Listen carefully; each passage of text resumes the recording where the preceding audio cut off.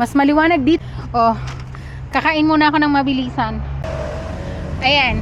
So, hindi ko alam kung makakakain ako ng maayos dito. Pero, susubukan ko. May hilo na ako. Ay, natapo na yung sauce ng leche flan. Pero, ayan. Ayan yung leche flan. Mabango naman. May chili. Bali, hindi ko siya uubusin lahat. Susubo lang ako kasi nga gutom na ako. So, eto na yung pansit.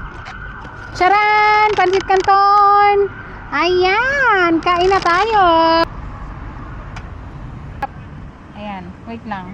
Woo! Ay, hipon. Kasi hipon yung pinili kong toppings. Ay, gulay siya. Ayan. Naman, sana masarap. Ayan. Yung matitira ko, bale, ang gagawin ko, bukas na lang. Bumawas lang ako kasi pagbalik ko doon sa trabaho, duty pa ako, hindi pa ako tapos, hindi pa ako out. Alas 10 dapat nandun ako. So, aasikasuin ko pa si Lolo hanggang alas 11. Kain na tayo. Wala kasing patungan ng telepono eh. Malalaglag to eh. Ang papatungan, ganyan na lang. Hindi ko alam kung against the light yan. Ayan na, kain na tayo.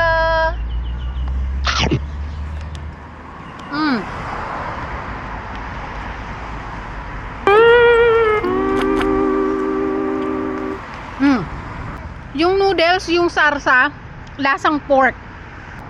Tsaka ayan o, mamantika. Kasi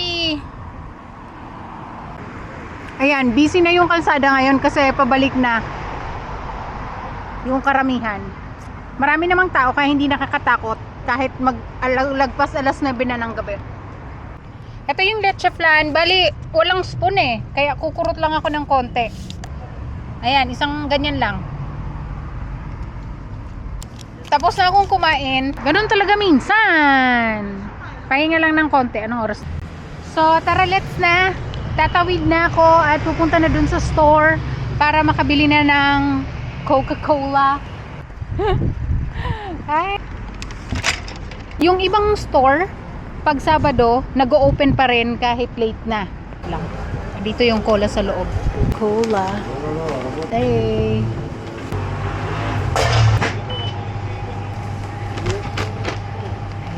Tinanggap yung card. Dito. Inom muna ako ng Coca-Cola. Woohoo!